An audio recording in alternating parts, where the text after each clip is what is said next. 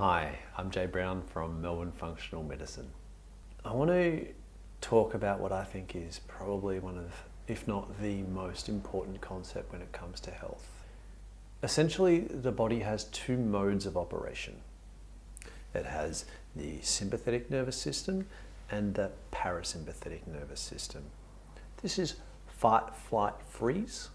This is rest, digest, reproduce, and repair. This is immediate survival and this is future survival. Your body can't be in both of these modes at the one time. Evolutionarily speaking, the default state for the human being is here, the parasympathetic nervous system. Everything's good, there's nothing to worry about. We're just running around, picking berries and eating green leafy vegetables. Everything's fine. And then bang! Something jumps out and requires your immediate attention. So a lion jumps out and you're gonna wanna respond to it. And the response that you need to produce is physiological in nature. You need to be able to run or fight to overcome this immediate threat to your survival. And while you're doing that, nothing else matters. Your future survival is irrelevant if you can't survive the now. So what the body does is it pushes you over to the sympathetic nervous system and prioritizes you being able to run and fight. This is only a transient state of affairs. You run away from the lion and you either make it or you don't. And if you do make it, then the body slowly comes back to the parasympathetic nervous system and you get back on with the job of resting or digesting or reproducing or repairing. So the threats to your survival, historically speaking, are mostly going to be around violence, cold, disease, or lack of food. And they're all relatively transient. These things aren't lasting for years and years and years, or you didn't make it. So the amount of time that the body spends in this sympathetic nervous system is supposed to be limited. But we aren't cavemen anymore. We don't have, for most of us, threats to our survival that require a physiological response. But we haven't adapted our architecture. We're still running the same hormonal coping system as we've been using for millennia, for longer. We haven't suddenly adapted a new way of dealing with the modern world. And so if you look at modern world stressors, they're not physiological in nature. They're all psychosocial. Something's going on that requires your attention. It's money stuff, it's time stuff, it's relationship stuff. The brain can't tell the difference between a psychosocial stressor and a physiological one.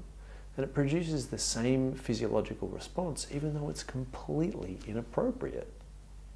And this is where a large part of problems of the modern world stem from. It's chronic disease, because what happens is that we spend our time over in the sympathetic nervous system. The body is helping us run while we're just late for an appointment and we're driving, which doesn't help.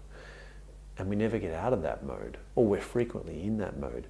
And the cost is that we're not spending time in the parasympathetic nervous system.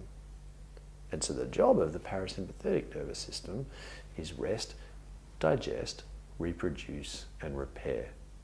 So the cost of being in the sympathetic nervous system is problems of digestion, sex hormones, repair and whatever that entails, and problems sleeping. And these are where the majority of people's chronic health problems arise from. So if the problem is that we're spending too much time in the sympathetic nervous system, the solution is to spend more time in the parasympathetic. When you are in a stress state, so in your sympathetic nervous system mode, then we're going to prioritize physical activity, which means we want more blood flow to our muscles. But if we have more blood flow to our muscles, where did that more come from? We didn't create more blood. The blood must have had to come from somewhere. And the answer is that the major part that it comes from is anything that's not essential to immediate survival. And so you can move around about 1.5 litres of blood in and out of the gut on an as-needs basis. So if you're always on the stress state, then you don't have that blood supply to your gut. How are you digesting things? And this is how stress links in to gut problems. We're in a world that encourages and rewards doing, being busy. And busyness is really the problem. The solution is quite simply to be present, be aware. If you're grounded, you're in the parasympathetic and you're all good. Now your body can pay attention to digesting, resting, repairing. So the fastest way to transition from the sympathetic to the parasympathetic that I've found is to simply mimic the physiology of when you're in the parasympathetic nervous system. And one thing that you can use here is breathing. When everything's fine, we tend to breathe slowly and we're calm. When there's stress around, we tend to breathe more shallowly or more quickly. So slow your breathing down.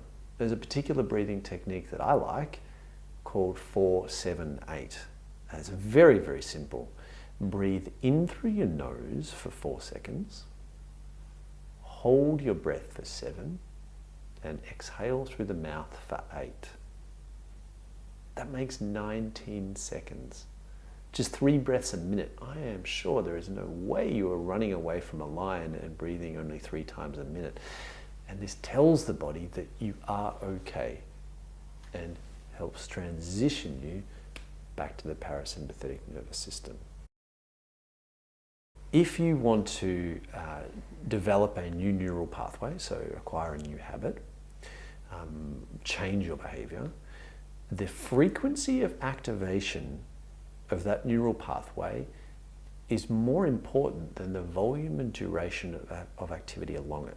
What this basically means is that if you want to get good at something, do it a lot, and it doesn't matter how long you do it for. And if you have a think about it, that's true. Things that you do on a regular basis in your life, you tend to get good at. But if you spend a lot of time doing something, but you only do it every now and then, there's not as much impetus for the body or the brain to remember that it's important. So, we have our vehicle, 4-7-8 breathing. That's the way that we're going to get ourselves into the parasympathetic nervous system. And we have our concept. If we want this to become a behaviour that dominates, if we want to be in the parasympathetic as our default, then we need to use our vehicle, 4-7-8 breathing, frequently. So if we do 1 repetition, 2, 3, it doesn't matter. What matters is that we need to be doing it 5-10 times a day, every day. And then after a month or 2, the brain gets it and it says, this thing's happening a lot, I guess I could get good at it. What most people find is that when they start trying to be present or grounded, in no matter the way that they do it, whether it's meditation or mindfulness or 4-7-8 breathing, is that they're not good at it. They don't like it. And they don't get any results from it because it's new, it's foreign. But when you grind away and you keep on doing it, it becomes normal. And this is the point.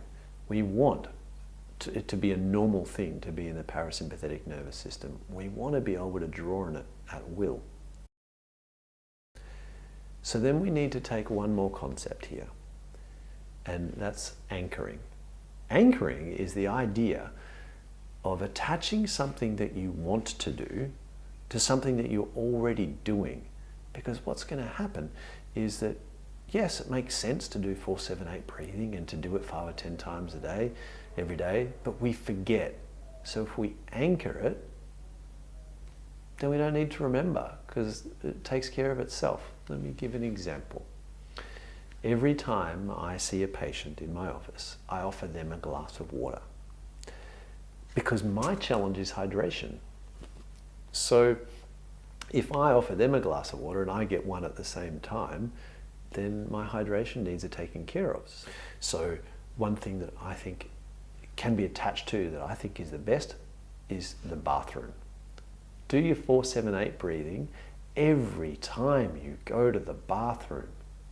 Because unless you have a 2-year-old child banging on the door saying, "Daddy," then your bathroom time is a solitary thing, so you're always alone. It always takes 30 seconds or a minute, and you don't need to be doing anything else. And you do it multiple times in the day. So if you can anchor your 4-7-8 breathing to it and rise above the possible odorous objection, then we're good. Now you're doing your 4-7-8 breathing 5-10 times a day, every day, and your body will change because of it. So we're using it as a vehicle to go from sympathetic to parasympathetic. And you won't feel that immediately, but over time you will. And it will also become a good tool for when you are stressed to be able to ground yourself. Transferring from the sympathetic nervous system to the parasympathetic nervous system. Making that your default, probably the most impactful thing you can do for most people for their health in the modern world. Subscribe for more information, or you can check out our webpage for more.